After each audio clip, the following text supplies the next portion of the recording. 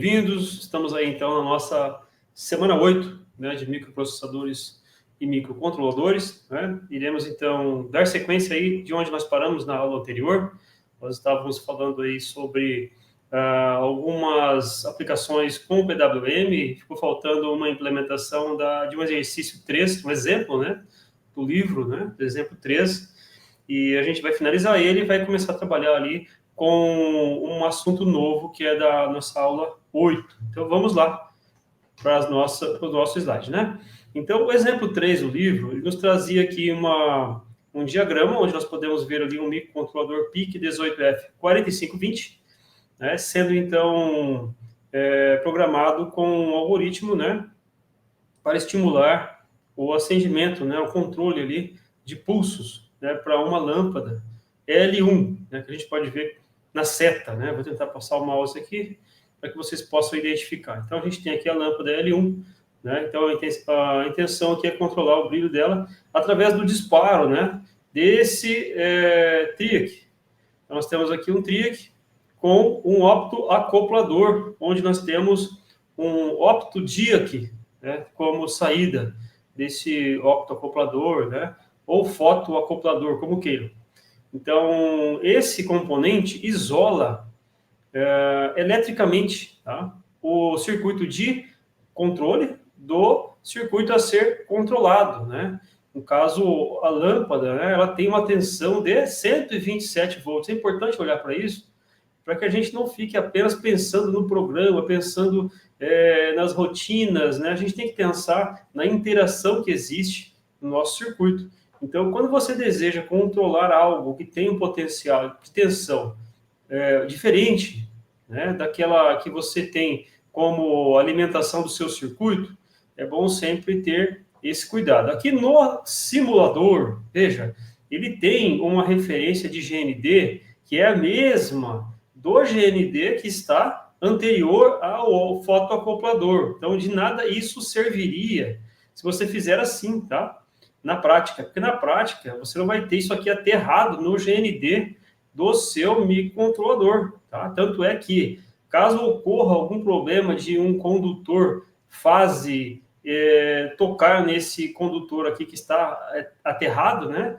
Eu teria aqui um problema seríssimo, porque essa fase estaria adentrando ao circuito lógico, que ele opera com tensões muito pequenas, tá? Então, aqui é apenas para fins de simulação.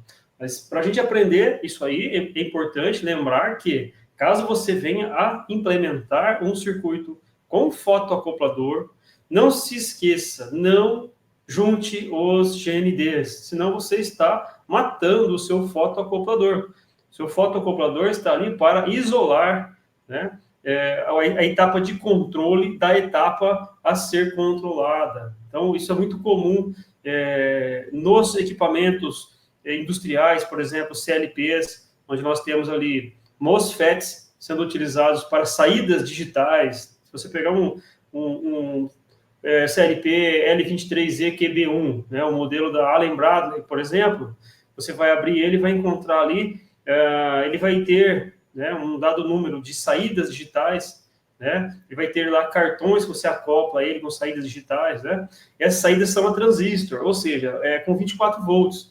E esse transistor, então, MOSFET, canal P, que é incomum, bastante incomum, mas ali está dessa forma, você não vai ligar o gate dele direto no terminal do seu microcontrolador, tá? Vai ter um fotoacoplador isolando as duas coisas. Embora trabalhando com 24 volts, o 24 volts também é um potencial destrutivo para o circuito de controle.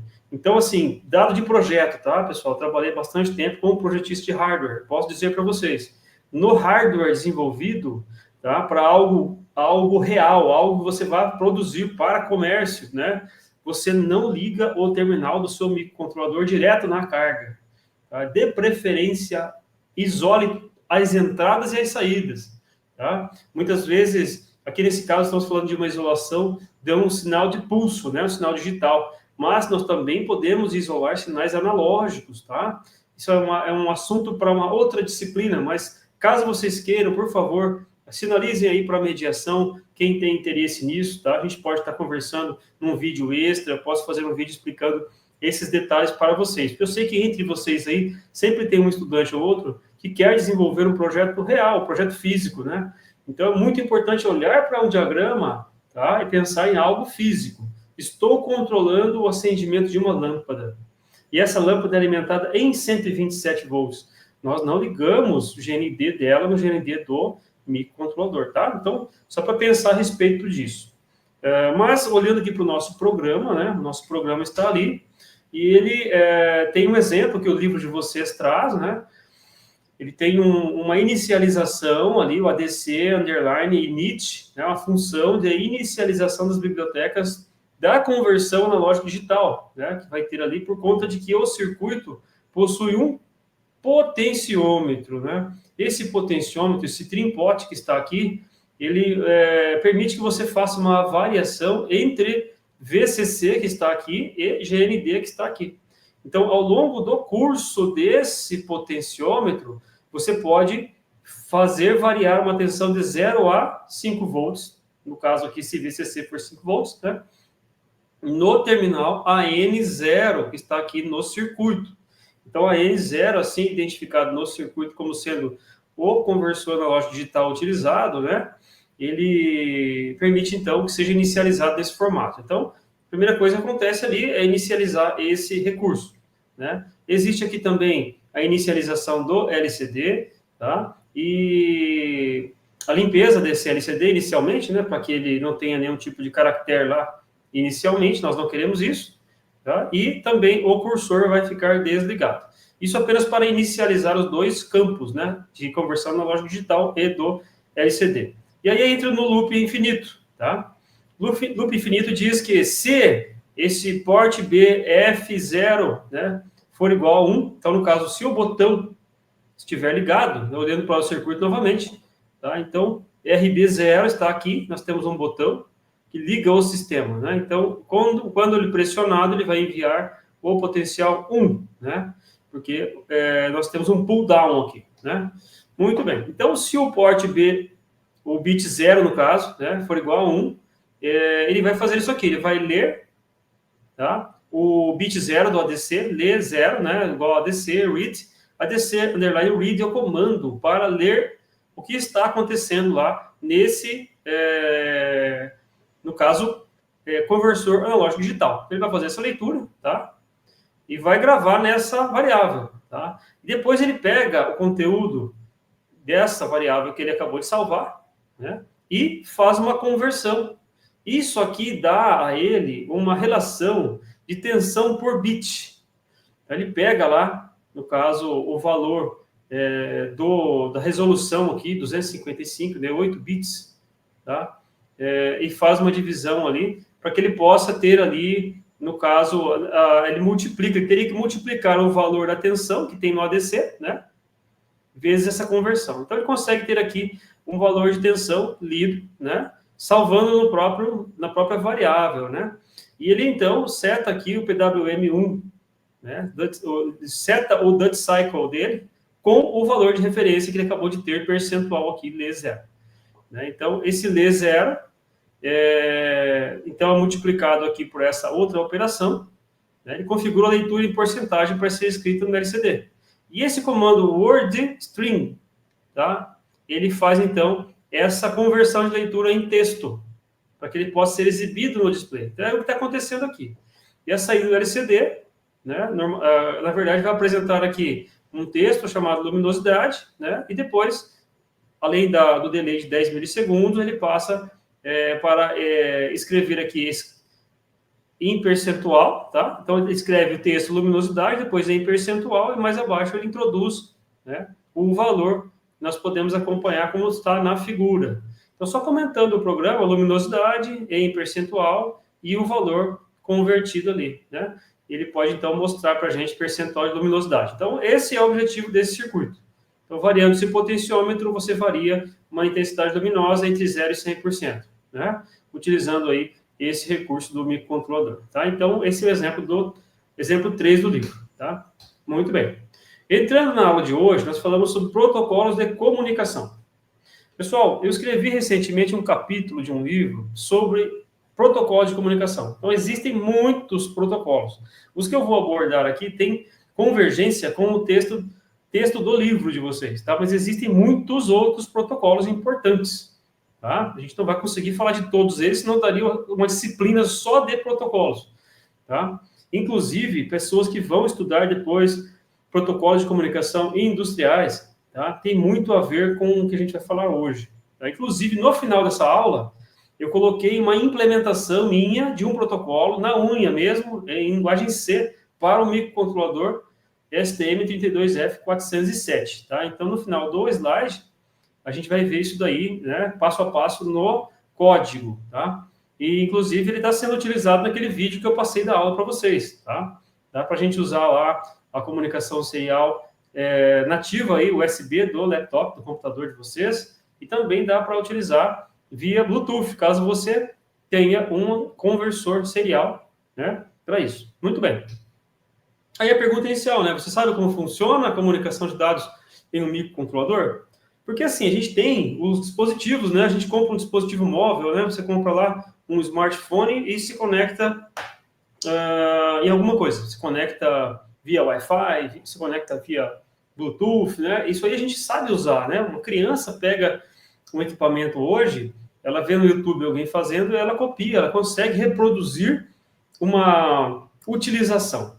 Mas nós, que temos um objetivo maior aqui de dominar a tecnologia, né, para sermos aí profissionais que vão atuar no mercado, nós temos que saber como funciona aquele protocolo. Então, existem muitos pormenores, né? Nessa aula, eu vou citar alguns protocolos para vocês, mas lembrando que eles têm uma dada complexidade e exigem uma grande imersão para que você possa dominá-lo. Então, não pensem que a aula de hoje vai esgotar esse assunto, tá? Então, aqui seria no sentido de informá-los sobre esses protocolos e estimular aí a curiosidade de vocês por buscar aquele que mais se adeque, né, a uma aplicação que vocês entendam, né, que possam implementar, né? Porque nem todo mundo vai pegar ali e fazer um protocolo, né? Nem todo mundo vai atuar na área de microcontroladores, tá? Mas talvez não agora, de repente, algum tempo depois, você vai trabalhar em algum lugar e vai precisar desenvolver algo assim, né? Eu tive um aluno que ele teve que desenvolver uma aplicação prática, onde ele trabalhava numa empresa que tinha vários apartamentos, né, dentro da planta industrial. As pessoas, então, tinham ali os apartamentos onde elas ficavam, e a empresa precisava controlar o acesso, né, e verificar como que funcionava a abertura de portões, entre outras coisas. E esse comando precisava ser remoto, com fio, né? Então, como havia uma distância, né, a ser percorrida, não é qualquer protocolo que vai atender a essa necessidade, né? Na época, inclusive, eu orientei o trabalho de conclusão dele, desenvolveu o projeto utilizando o RS-485, né, que é um protocolo que permite distâncias de até 1.200 metros, por exemplo, né? E é bem interessante isso aí. Em cada local tinha um microcontrolador controlando algum tipo de dispositivo, um dispositivo de automação residencial, né? A temperatura, o acendimento de lâmpadas, a abertura de portões, né? Então, cada local tinha um microcontrolador conectado em rede e eles se comunicavam com um mestre, um microcontrolador mestre, que então podia se comunicar com um PC e trazer para a tela de controle de um operador, no caso, uma sala de controle, todas as informações ali, ele tinha total controle por ali, né? Então, é um exemplo, né? Outro exemplo também, que recentemente eu assisti uma defesa de um aluno, ele fez um sistema para monitorar a irrigação em uma empresa que produzia mudas de árvores, né, para serem plantadas. E aí cada canteiro daquelas árvores, né, mudas pequenas, precisavam ser controlada a temperatura e a umidade do solo. E ali eram milhares de mudas, são mudas distribuídas aí a um volume muito grande. Então, são muitos sensores para controlar, para monitorar, né, que inclusive era uma empresa que tinha um projeto de pesquisa lá em cima, né? E não existem soluções prontas. Às vezes você vai procurar na internet, não tem uma pessoa que tem uma solução pronta com microcontroladores para atender a complexidade da sua necessidade aí. Então, aí que vem a criatividade e aí é que vem a necessidade de você conhecer tecnologias para decidir qual é a melhor para você, tá? Então, seja ela sem fio, com fio, seja ela a quilômetros de distância ou a poucos metros, vai ter um protocolo ali, né, a poucos centímetros, que vocês vão ver mais à frente, tá? Então, a gente vai trabalhar um pouquinho com comunicação de dados, com o microcontrolador e aprender sobre protocolo de comunicação, tá? E aqui, inicialmente, a gente vai falar um pouquinho sobre comunicação paralela e comunicação serial, né? Primeira coisa, comunicação paralela, né? Como o nome já diz, a figura mostra, nós temos várias vias que, ao mesmo tempo, trafegam dados, né? Entre um microcontrolador e um display, por exemplo, ou uma memória externa, normalmente utiliza-se esse tipo de tecnologia. Nós temos ali componentes muito próximos dentro de uma mesma placa, né? E eles dispõem esse recurso, né? Em alguns casos, nós temos ali displays, né? Mostradores ali que trabalham com barramentos de 4 e de 8 bits. Acho que na última aula eu falei um pouquinho sobre isso, se eu não me engano, né? Então, nós temos ali uma opção de trabalhar com os 4 bits ou com 8 bits, né? Se eu trabalhar com 8 bits, eu vou usar muitos pinos do microcontrolador, nem sempre eu tenho à disposição, porque eu tenho mais 2 pinos ali para controlar o display, né? Porque o display, ele não é simplesmente um recurso que mostra números ou caracteres, ele tem um controlador lá dele, específico. Esse controlador precisa receber um sinal de habilitação, tá? E além disso, quando está pronto para enviar dados. Então, o read to send e o enable. Então, são os 2 sinais que você vai ter que utilizar para trabalhar com um tipo de display desse. Isso acontece com a memória também, e assim por diante. Então, comunicação paralela envolve vários terminais ali, tem uma velocidade muito grande, mas exige espaço na placa, entre outras coisas, tá? Por isso que ela não é tão utilizada assim quando a gente fala de periféricos remotos, tá? As tecnologias avançaram, entenderam que a comunicação serial ela era mais efetiva nesse sentido, quando a gente miniaturiza as coisas, torna pequenas, né? Então, quando tem menos trilhas, menos trechos para percorrer, né? E trabalhando com a velocidade mais elevada, de repente eu consigo chegar num desempenho muito próximo ali da comunicação paralela. Mas antigamente existiam, inclusive as impressoras, quem é mais experiente, assim, tem um pouco mais de idade, lembra que as impressoras que nós utilizávamos, jato de tinta, ou até matriciais, elas vinham com um cabo ali paralelo. O computador tinha uma porta LPT, né? Ela tinha ali uma porta paralela. Você podia, inclusive, eu já fiz interface paralela na minha época, quando eu estudava escola técnica ainda, na década de 90, eu desenvolvi na minha escola técnica uma placa, onde, através de um cabo, eu ligava no PC, ligava nessa placa, essa placa tinha optoacopladores, né, para isolar justamente os sinais ali de controle do que se estava sendo controlado, e tinha relés, então eu podia ligar até 8 dispositivos através de comandos, né, por prompt, na porta paralela, né? Então, era muito comum, os computadores tinham isso. E isso foi substituído aí, ao longo da tecnologia, por outros padrões, que hoje nós temos, que vem de uma outra tecnologia que eu já vou falar mais à frente, tá? Então, ainda comunicação paralela, tem exemplos aqui, ó, da memória M27256, memórias EPROM, tá? Que elas eram apagadas por luz, né? Depois tiveram outras memórias eletricamente apagáveis, a EEPROM, né? E aí foi melhorando, mas até então a gente tinha essa tecnologia ali, né? Então aqui é exemplo desse projetinho usando o PIC16F877A, temos ali uma implementação de 8 bits, né? Então eu tenho ali um port inteiro para o LCD, né? Então DB0 até DB7, que era o que acontecia também na porta do computador, né? Então, a gente joga ali os dados para o display. E tem os 2 bits de habilitação e read to send. Então, além disso aí, eu tenho ali um controle de contraste, né, para a luminosidade do display, para a gente poder ter um break light, né, em alguns casos a gente tem também, dá para controlar, né. Enfim, são exemplos aí que hoje em dia quase não se usa mais, tá? Daí vem a comunicação serial, lembrando aí a vocês, né, o que é o LSB e o MSB dentro de uma estrutura de dados do bit 0 até o bit 7, né, são 8 bits, né, considerando o primeiro bit ali, o bit 0, né, e o último bit, o bit 7. Né, então, o bit mais significativo, tá, e o menos significativo. Né, o LSB No caso aqui, o menos significativo e o mais significativo, MSB, né? Que vale mais, inclusive, você pega pelo valor dele, né? 2 elevado a 7 aqui é o maior valor dentre os demais. Então, só para a gente lembrar dessa disposição, vai fazer mais sentido lá no final, poder mostrar o protocolo para vocês, tá?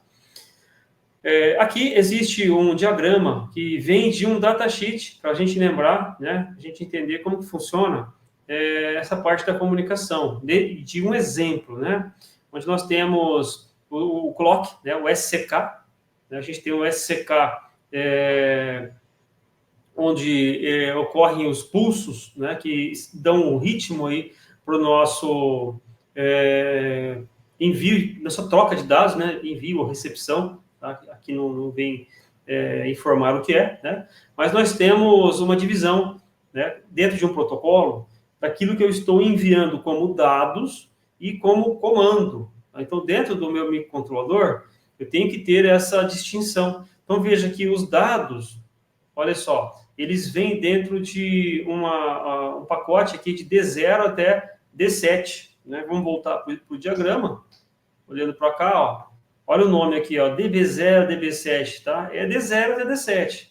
Então, você vai de encontro aqui, ó, DB0 até DB7, tá? Então, nesse caso aqui, a gente já vê uma similaridade para vocês interpretarem. Quando vocês abrirem um datasheet, tá? Vocês vão encontrar normalmente uma definição dessas, né? Quando nós temos uma transição de 1 para 0, de 0 para 1, né, esses dados são enviados. Mas veja que eu tenho aqui alguns comandos, ó, bits de comando, que são dados para enviar, para receber, que tipo de informação que vai ser enviada. Então, esse desenho que é feito vem de acordo com o protocolo que você vai utilizar. Quando você for estudar o protocolo, estou trabalhando com o protocolo Modbus RTU, tá? Trabalhando como um protocolo RS-232, protocolo RS-485, SPI, assim por diante. Então, cada um deles vai ter uma documentação assim para você olhar. Tá? Então, você tem que entender isso aqui como um exemplo para você. Tá? Então, o primeiro 16 bits, tá? Serão sempre zeros. Então, você tem que ter essa leitura. Quando você olha para esse nível 0 aqui, nem sempre isso vem escrito para você. Tá? Então, entre um envio de um pacote e outro, existe uma transição de 0 para 1. Então, a gente vai sempre interpretar. Eu coloquei esse pedaço aqui para você olhar e entender que o datasheet sempre vai trazer para nós uma informação nesse formato. Tá vendo os bits a 1, 2, 3, aqui no caso 16. Ó, né? Então, os primeiros 16 bits, né, de saída, então, serão 0, assim por diante. Tá.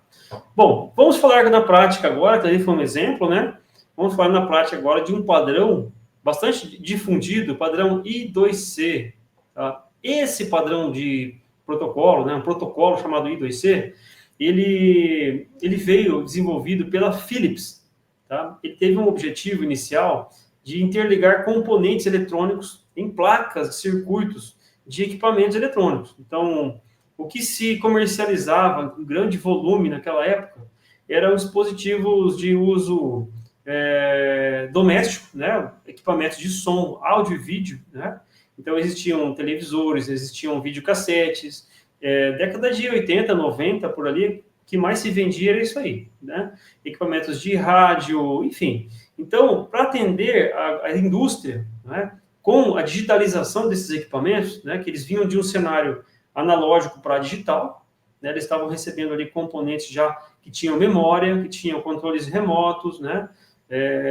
Veja que até a década de 80 ali já existia TV a cores e tal, mas os primeiros modelos que surgiram com microcontrolador surgiram ali no final da década de 80, talvez no início da década de 90 no Brasil, né, começou a aparecer mais, mas não existia essa coisa da digitalização, porque não existiam controladores comerciais.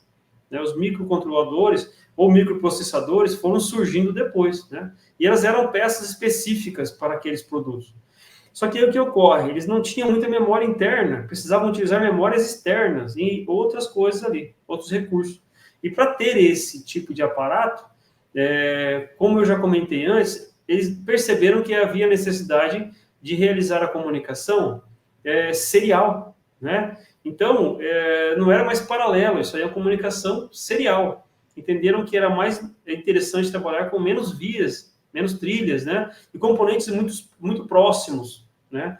Então, a implementação do protocolo I2C, ela favoreceu demais, nos dias de hoje, o fornecimento de componentes para o mercado, como mostradores, né, displays orgânicos, por exemplo, né, OLED, são displays orgânicos. Eles têm uma ligação para dados, né, que nós chamamos de SDA, e uma ligação para clock, que é o SCL. A gente pode ver aqui, passar o módulo para vocês verem, né? Vamos imaginar um dispositivo remoto aqui, seja ele um display, seja ele um sensor de temperatura, seja ele um chip de memória, por exemplo, tá? Tem muito disso. Eu, por exemplo, quero armazenar aqui leituras de temperatura, então a cada 5 minutos, que a temperatura não muda tão rápido, né? Então eu posso programar aí um intervalo de tempo desejado, né? No meu programa aqui do microcontrolador. Imagine que você tem um microcontrolador aqui, né? E você está utilizando o SL e o SDA, né? Que então se comunicam com o dispositivo que você tem lá em I2C. Então você pode estar armazenando dados nele, está lendo a temperatura a partir de um sensor, né, com o seu microcontrolador, e guardando a cada 5 minutos o valor aqui nessa memória, né? Ela vai ter ali um volume, dado a quantidade de bits que ela tem, né, disponíveis, e aí, chegando naquele limite, por exemplo, ela enche e começa a apagar os últimos registros, você pode programar isso, né? E fica ali armazenando dados para você, né? Você pode colocar também, além de uma memória, outros dispositivos que tenham atendimento ao padrão I2C, tá? Então, é uma das tecnologias muito utilizadas, tá?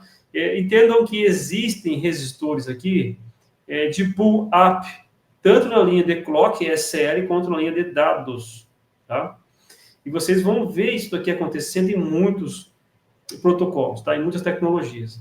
E o fato de ter uma tensão nos barramentos, aqui não é tão, eu diria assim, predominante, porque ele é uma solução para componentes, né? Essas vias aqui são de pequenos centímetros de distância. Não é para coisa distante, longe, igual na rede industrial, que eu tenho centenas de metros ali entre o sensor, entre o atuador e o CLP, por exemplo, né? Ali também tenho cabos que possuem cabos energizados ali, tá? Tem, por exemplo, 24 volts, além da comunicação. E tem casos que eu tenho o 24 volts nos mesmos pares de alimentação. Tá? Tem protocolo, por exemplo, que ele é híbrido. Ele tem dados digitais e tem também corrente em cima do mesmo sinal, né, modulada em FSK, alimentada em 24 volts. Então, o HART, por exemplo, funciona assim.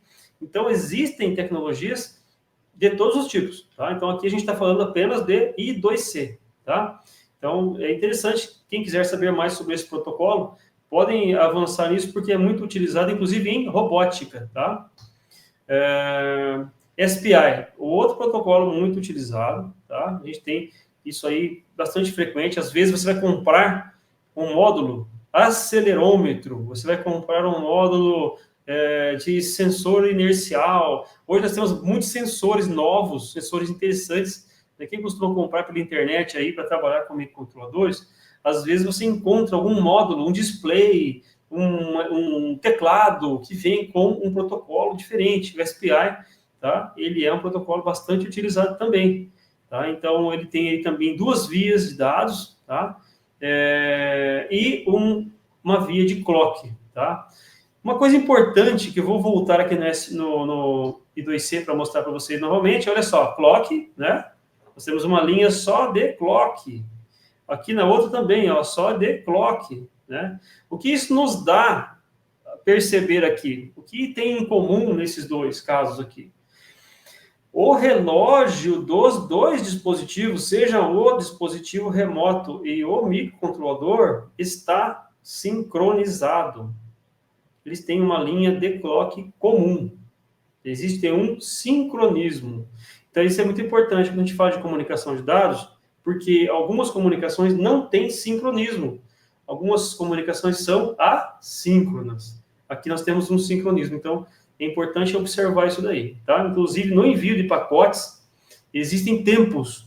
eu envio de um dispositivo para o outro, tá? E quando o outro recebe, entre eu enviar um novo pacote e o pacote anterior, existe um tempo, esse tempo é muito preciso. Então, você já vai pensar assim, eu já vou usar um cristal ali no meu microcontrolador, que tem uma dada resolução, tem um cristal de qualidade, tá? Já deve ter ocorrido com algum de vocês de ter comprado um relógio digital deste pôr na mesa, né? De pilha mesmo, que você liga ali e ele atrasa. Depois de um tempo começa a atrasar. Você acerta ele, ele atrasa, né? Ou rádio relógio, não importa, tá? O que acontece? Até no carro, já vi carro aí que o painel você regula o horário ali e dali a algum tempo tá diferente do relógio que você tem, né? Então, é porque ele tem normalmente um cristal ali que sofre influência muito grande com a temperatura. E, naquele caso, ele passa a não ter um pulso tão preciso de frequência, né? Isso influencia no processamento dos dados e influencia automaticamente na contagem de tempo, tá? CAN. Esse protocolo eu queria chamar a atenção de vocês. O CAN, pessoal, ele motivou outros protocolos industriais, tá? Existe um chip, né, feito para isso daí, mas na indústria, tá, tem algumas situações que são bem interessantes, né, com relação a isso. A exemplo disso tem o próprio CAN Open, né? Tem o próprio DeviceNet, que é um protocolo industrial baseado na rede CAN, e você vai encontrar lá, além desse CAN-H, que significa CAN-High, e o CAN-L, que é o CAN-Low, né? São os níveis alto e baixo, né? Se vocês forem ver, lá no YouTube do curso de vocês, tem um vídeo que eu estou dando aula numa pós-graduação, na bancada, né? Com o osciloscópio, fazendo a leitura do DeviceNet, e eu mostro ali, inclusive, a flutuação do sinal, né? Desses dois CAN que tem lá, né? Os dois sinais. Além desses aí, tem a alimentação de 24 volts. Então, o módulo que comunica com o microcontrolador, ela é alimentada pelo próprio barramento de rede, né? Você consegue até 500 metros com um DeviceNet a uma velocidade de 125 bits por segundo, tá? Então, o CAN, ele tem uma aplicabilidade muito grande, tá? Quem gosta de automobilística, a grande parte dos veículos que nós temos hoje em dia tem rede CAN implementada. Então, os sensores e atuadores do carro são todos interligados por rede CAN. Inclusive, existem scanners que rodam até no smartphone, né? Bem legal isso daí. Então, padrão CAN. Como eu disse a vocês, pessoal, nós não iremos entrar em detalhes aqui de protocolo, como cada um opera. Nós teríamos que ter ali muitas aulas só para mostrar isso para vocês, tá? Estamos colocando aqui no sentido de vocês conhecerem que existem essas tecnologias, tá? Bom, falando sobre comunicação de dados, então, de uma forma bem sucinta aqui, para a gente falar sobre comunicação, de qualquer maneira, eu vou fazer aqui um projeto com o microcontrolador, ele precisa se comunicar. Tem que se comunicar para obter dados, seja de um sensor, seja de um dispositivo móvel, alguma coisa assim. Então, essa comunicação tem que respeitar alguns critérios, isso em qualquer lugar, em qualquer tipo de dispositivo, tá? Seja ambiente industrial, residencial, comercial, não importa. Então, você tem sempre que pensar de acordo com um protocolo. Que o protocolo, ele vai definir para você, ele é um conjunto de regras que define quem é que vai enviar os dados primeiro, quem começa a conversar. Tá? Porque você tem vários dispositivos ali, né, considerando que cada um deles tem um endereço. Tá? Uma rede, um ambiente de comunicação, precisa que tenha definidos endereços de cada dispositivo. Caso isso não ocorra, não tem como você organizar o envio de pacotes. É como o sistema de correios. Se você vai enviar uma encomenda de um ponto A até um ponto B, eu preciso saber de onde vem e para quem vai. Endereço de origem, endereço de destino, né? Ele não vai ter um endereço igual ao outro. Sempre esse endereço ele é único, né? Então, essa é uma regra fundamental de comunicação. E aí você tem um protocolo que decide o determinismo dessa rede ou não, tá? Quem é que vai enviar, quem é que vai receber, tá? Como é que vai ser enviado isso aí, quando que vai ser enviado e quem é que vai receber. Então, tudo isso tem que estar dentro do protocolo. Ele tem um formato, né, pronto para isso. Então, você tem que adotar um protocolo que atenda a sua necessidade, tá? No passado, dentro do ambiente comercial, assim, né, eu me lembro quando eu comecei a trabalhar com essa parte de redes, na década de 90, tinha lá, além do que nós temos hoje, tinha outras tecnologias que elas morreram.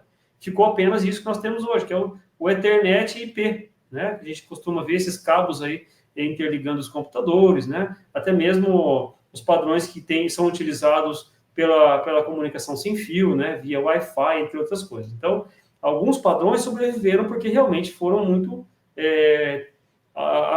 profundamente testados ali pelo mercado e foram, então, padronizados, tá? Então, temos também variações com relação ao meio físico. Meio físico é o meio sobre o qual nós trocamos dados, tá? Seja cabo, seja sinal magnético, seja luz, no caso da fibra ótica, né? Magnético é quando a gente usa onda de rádio, né? Que aí você pensa assim, ó, eu peguei o smartphone e conectei no Wi-Fi. Tá, mas o que é? Eu tenho uma entidade sinistra aqui que está conectando um equipamento a outro? Não, existe um rádio, tá? Dentro do smartphone tem um rádio, tá? Que ele opera numa frequência que entra em sintonia com o seu roteador, que também tem outro rádio. Esses rádios são transceivers, eles recebem e enviam dados de maneira ali que você não tem que ficar buscando uma estação ali.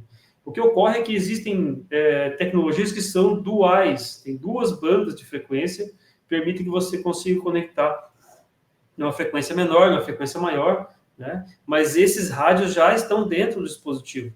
Por exemplo, Bluetooth é rádio, tá? Então, não é o rádio FM que a gente usa, é um outro tipo de rádio, tá? Tem uma tecnologia de modulação, de codificação diferentes, mas são rádios. Então, o meio físico, seja ele magnético, seja ele luminoso, no caso da fibra ótica, ou seja ele elétrico, no caso do cabos, né? Fios parametálicos ali, nós temos padrões elétricos, nós temos um meio físico para ser utilizado. Assim como você tem uma estrada para dirigir o seu carro, nos dados é a mesma coisa. Tem que respeitar a velocidade, tem que respeitar o momento que eu entro, não posso entrar no meio dos outros, não acontece uma colisão, né? Então, são regras que vêm de um protocolo, né? Então, tudo isso tem a ver ali com o número de dispositivos que vão estar dentro daquela mesma via. Eu não posso permitir um número maior de dispositivos do que eu posso endereçar. Então, imagina uma rodovia que permita, naquele trecho, né, de 1.000 metros ali, um número X de veículos. Se entrar um a mais ali, já não dá, não tem como, né? Então, mesma coisa. A gente trabalha com comunicação de dados, tem que respeitar esses critérios, tá? Aí, como destaque aqui, um dos protocolos mais utilizados, tá, que a gente tem hoje é o TCP/IP, né, onde nós temos uma junção ali de um protocolo de controle, o TCP, e tem uma característica muito interessante, que ele é um protocolo orientado à conexão. Uma característica desse tipo de protocolo ele vai enviar dados para alguém, e esse alguém precisa confirmar que recebeu. Senão, ele vai esperar um tempo, e se ele não receber confirmação, ele vai mandar de novo. E de novo, e de novo. E tem, lógico, um limite para isso, mas ele precisa de uma confirmação, ele quer garantir que esse pacote foi enviado e chegou até o seu destino com garantias ali de qualidade, ali com integridade, né? Então, o TCP tem essa característica. Ele é um protocolo, né, que tem várias coisas além disso, de controle de transmissão, e existe o protocolo de internet, que é o IP, né? Ou protocolo de interconexão, tá? O protocolo IP, pessoal, não é o número IP, tá? Número IP é uma coisa. Protocolo IP tem a ver com aquilo ali, mas é outra coisa, tá? Então, o TCP e IP são dois protocolos que são utilizados, nós temos aí nos computadores nas nossas casas, nas empresas, normalmente, tá? Se utiliza com frequência. E aí, falando sobre a comunicação entre dois dispositivos, já adiantei que tem que ter um meio físico, né? Seja ele qual for, tá? Tem que existir esse meio físico, tá? Tem que ter o mesmo padrão elétrico dos dois dispositivos, né? Tem que ter o mesmo protocolo dos dois, né? Imagina você com um dispositivo I2C querendo comunicar com o outro que está conversando em SPI, né? Então, são diferentes, não tem o mesmo padrão elétrico, não tem a mesma tecnologia, não tem o mesmo protocolo, então não vai rolar, tá? Preciso que tenham o mesmo, sejam complacentes ali, sejam, no caso, equivalentes dentro do mesmo protocolo, tá? Então, tem a mesma velocidade, tá? A gente não pode, nem todo protocolo permite que você trabalhe com os dispositivos com gargalos, né? No caso dessa tecnologia que a gente usa com computadores, eu posso ter um computador aqui tem uma limitação de placa de rede que suporta 10/100 megabits por segundo, enquanto que o roteador suporta 1 gigabit, tá? Então, embora o meu computador seja um pouco mais limitado, mas atenda à minha necessidade aqui nesse momento, o meu roteador permite mais do que isso, né? Então, isso aqui é um exemplo que dá para trabalhar, mas nem todos os formatos de protocolos têm essa possibilidade. Então, eu já coloco aqui que tem que ter a mesma velocidade. Então, inclusive, em rede industrial, quem for trabalhar em indústria, tá? Tem que tomar cuidado com isso. Às vezes, você vai lá, configura um dispositivo para trabalhar em 125 bits por segundo, 125 kilobits por segundo, numa dada rede device NAT, como o exemplo que eu dei antes, e chega no outro dispositivo do mesmo barramento e fala assim, você vai trabalhar em 250 kilobits por segundo, porque na minha casa, meu computador funciona uma velocidade mais baixa, mas eu tenho um outro computador mais novo, que é gigabit, todo mundo conversa.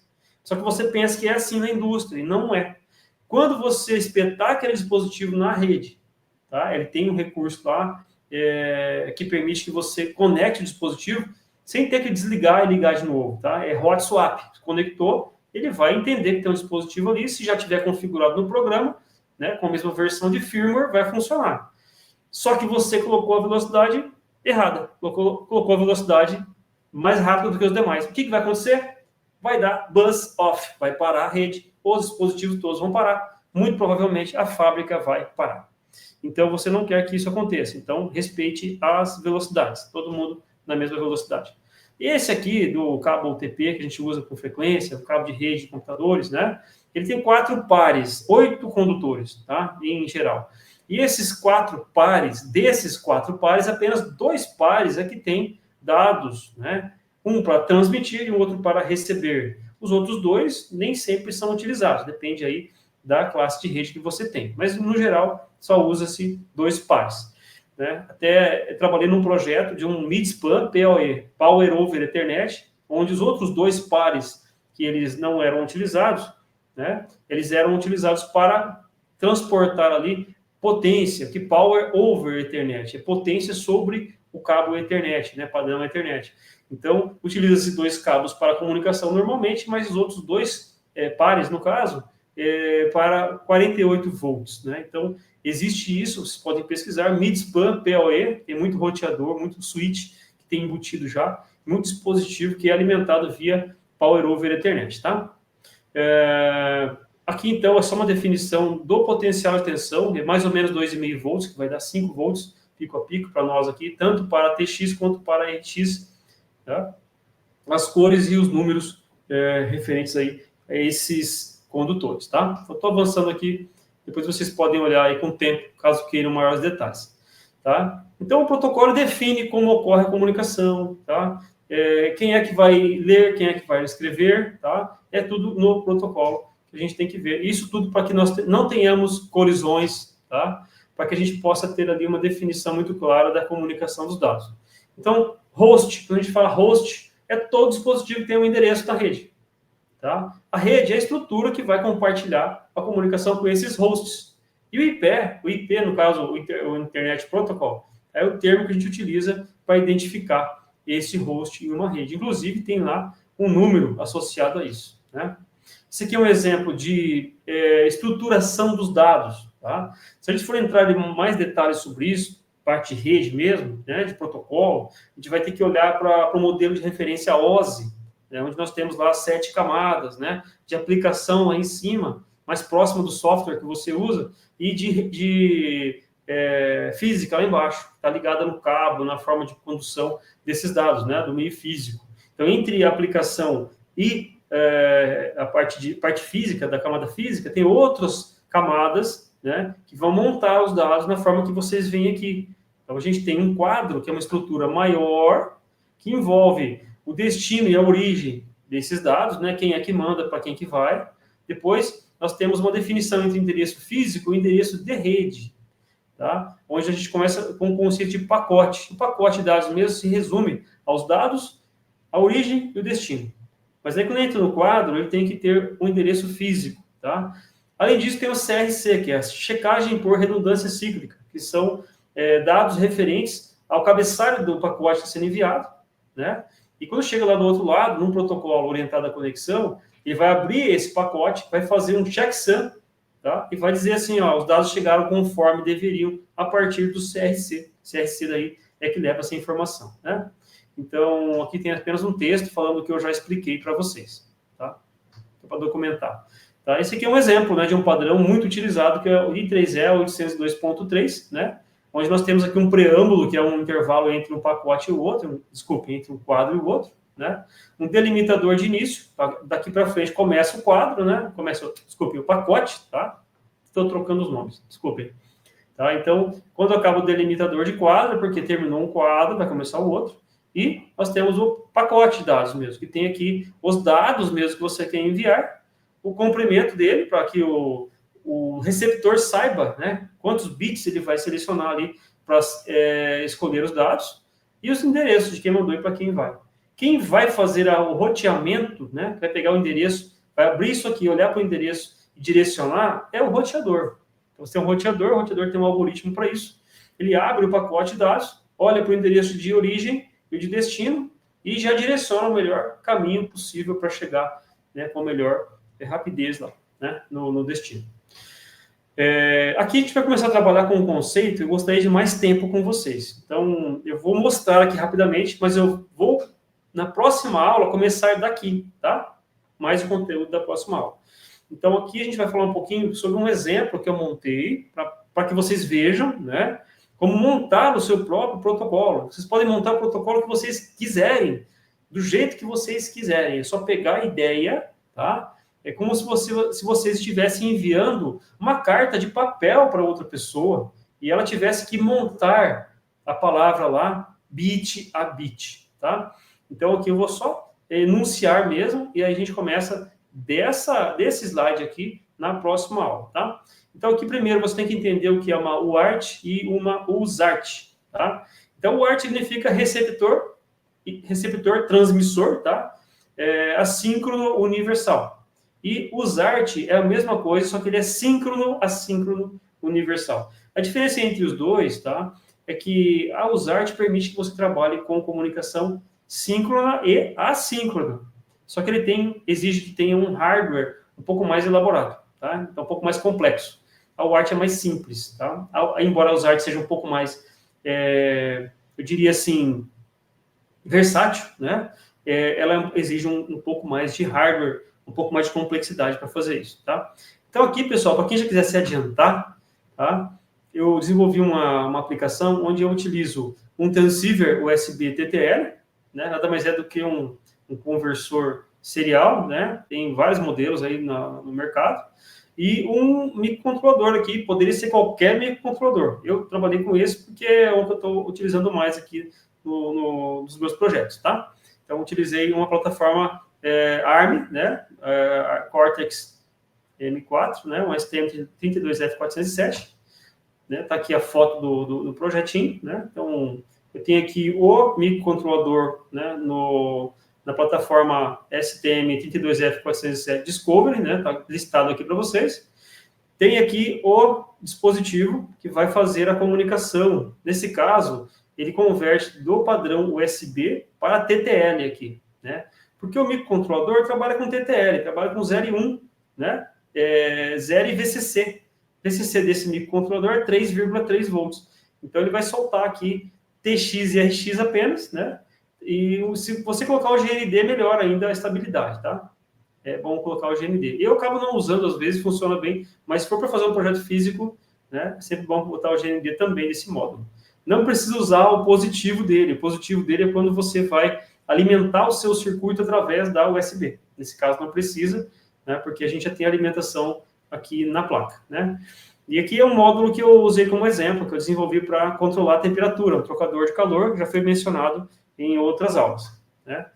O que é importante você entender que para você se comunicar do seu computador com o seu microcontrolador assim, tá?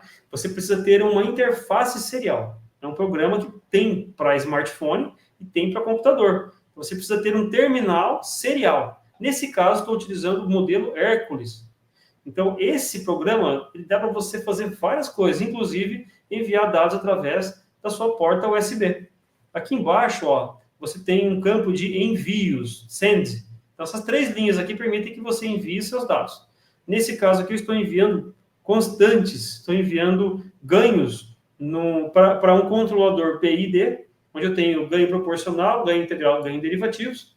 Eu envio cada um desses valores através da comunicação serial, né, que está instalada aqui na COM5, no caso. Então, aquela interface serial, quando eu espeto ali, eu tenho que ir no gerenciador de dispositivos e ver qual que é a porta que ela está instalada, né? No caso aqui é a COM5, né? E aqui embaixo eu estou enviando o set point, qual é o valor desejado ali, no caso da temperatura, eu coloco um set point. Então, quando eu clico aqui em enviar, ele envia esse texto aqui, ó, PID, tem aqui um cifrão, né? Porque ele tem que ter isso aqui de acordo com o meu protocolo, o valor que eu tenho, né? Outro cifrão, o valor que eu tenho, outro cifrão, o valor que eu tenho e X, né? Porque são 3 valores, né? Proporcional, integral, derivativo. E o set point aqui embaixo no mesmo raciocínio. Então, a partir daqui, depois eu vou explicar com detalhes para vocês, ver os trechos do código que vão fazer isso aí para a gente. Como deu o nosso tempo da aula de hoje, como eu comentei antes, eu vou explicar melhor, com detalhes, para vocês na nossa próxima aula, tá joia? Espero que tenham gostado da aula aí. Agradeço a todos pelo prestígio e convido a assistirem a próxima aula no próximo dia, tá? Um grande abraço e até nosso próximo episódio. Tchau, tchau, pessoal.